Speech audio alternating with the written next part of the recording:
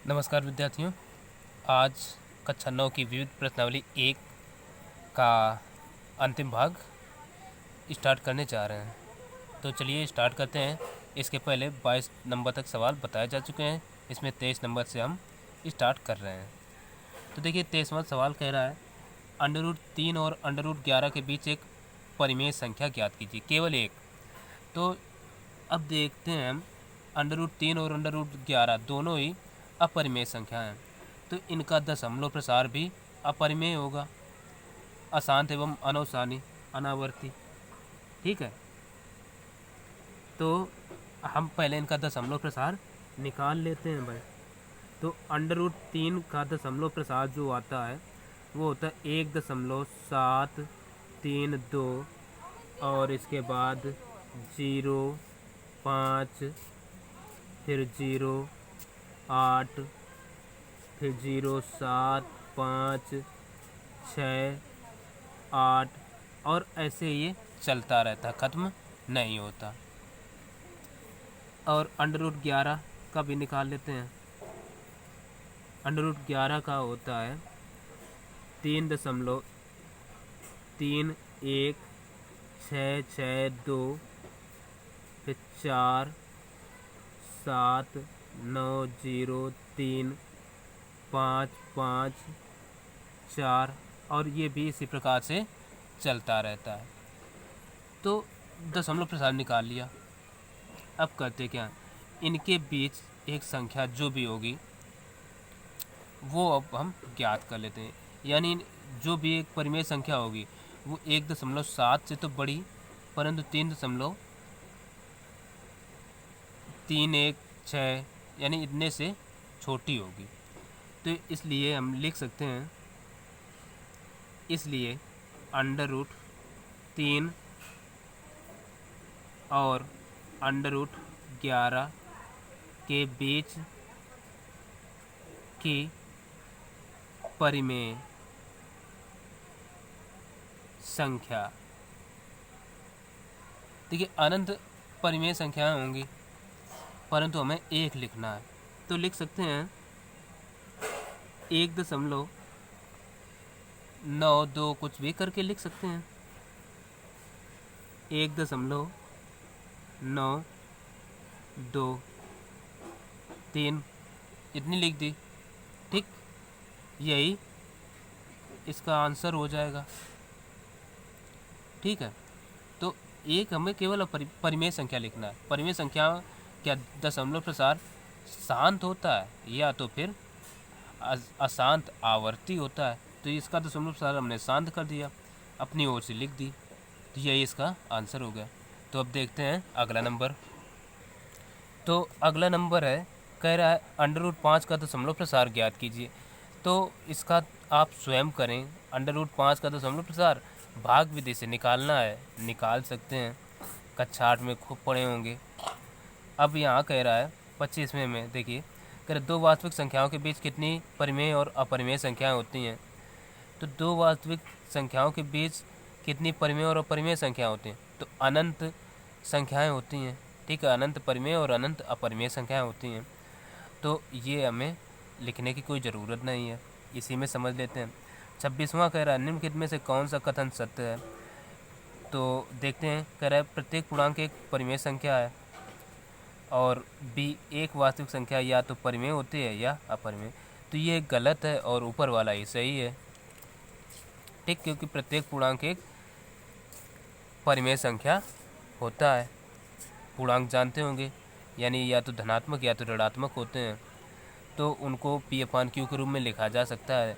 तो P/Q मतलब परिमेय संख्या हो गए कि नहीं। चलो 27वां देखते हैं, कि दो अपरिमेय संख्याओं की गुणा की प्रकृति ज्ञात कीजिए। तो ये हम बता देते हैं उदाहरण भी लेकर के। तो यहाँ कह रहा है दो अपरिमेय संख्याओं की गुणा की प्रकृति ज्ञात कीजिए, है ना। तो हम कोई दो अपरिमेय संख्याएं लेते हैं, दो अपरिमेय संख्याएं ले लिए, जैसे ये √2 और एक ले लिए इंटू √3। तो इनकी गुणा की प्रकृति कैसी हुई, √2 √3 क्या होगा अंडर रूट 6, जो कि आग कैसी हुई, अपरिमेय ही हुई, ठीक है। और अगर अगर यहीं पर हम संख्या ले लें under root 2 into under root 8, इनका गुणा कराएं तो देखिए 8 दूना 16, अंडर रूट 16 हो जाएगा। और जिसका अगर वर्गमूल लें तो कितना आएगा 4, जो कि परिमेय है। तो इसकी प्रकृति कैसी हुई, इसलिए प्रकृति या तो परिमेय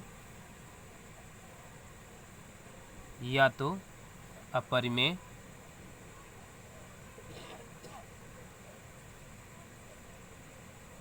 होगी, ठीक। चलिए देखते हैं अगला नंबर। यहाँ कह रहा है अंडर रूट 2 और अंडर रूट 3 के बीच एक परिमेय संख्या ज्ञात कीजिए। ये भी सवाल बिल्कुल 23वें की तरह है। खैर, तो इसमें हम अंडर रूट 2 और अंडर रूट का दशमलव प्रसार ज्ञात करेंगे। तो देखिए अंडर रूट 2 बराबर होता है 1.414, ठीक। और इसी प्रकार से चलता रहता है। अंडर रूट 3 का दशमलव प्रसार होता है 1.732, और ये चलता रहता है। तो अब दशमलव प्रसार पता चला तो हम लिख सकते हैं, इसलिए अंडर रूट 2 और अंडर रूट 3 के बीच एक परिमेय संख्या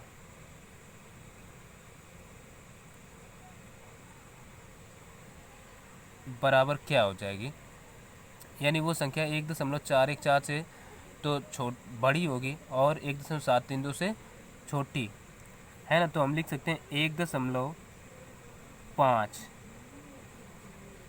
सीधे इससे एक बड़ा कर दिया 1.5, 1.7 से छोटी है और 1.41 से बड़ी है।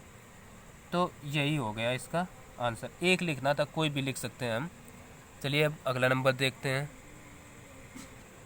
तो ये 29वां सवाल कह रहा है संख्या 3 minus under root 7 into 3 plus under root 7 का प्रकार ज्ञात कीजिए।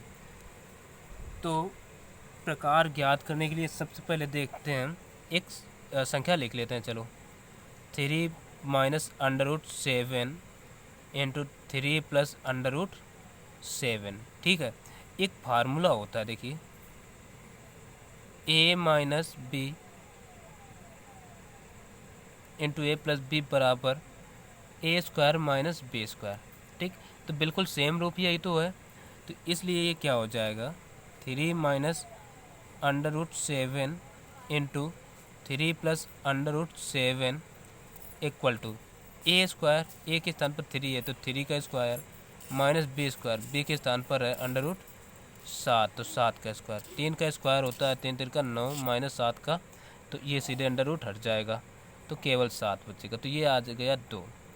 2 कैसी संख्या, परिमेय है,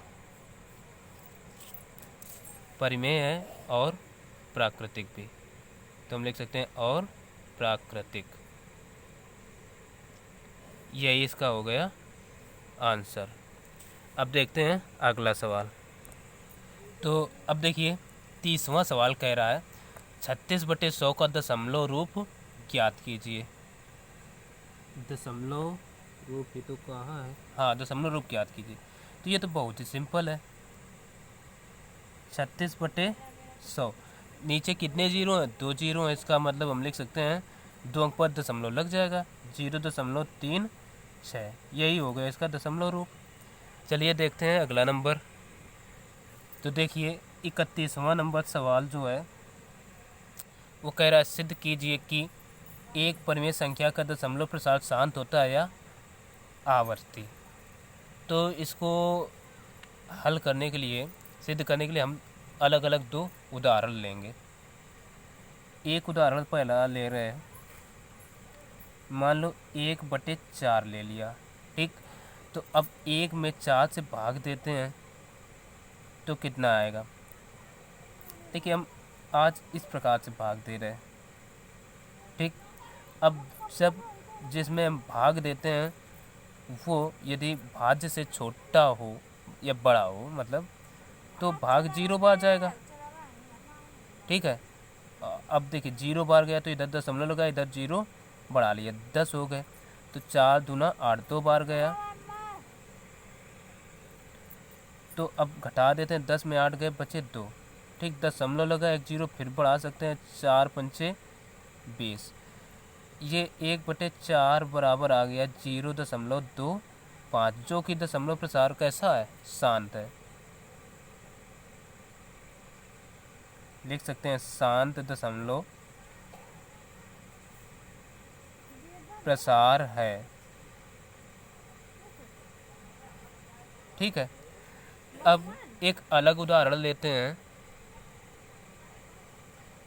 1/3। ठीक, चलो इसको भी हम 3 से भाग देते हैं 1 में।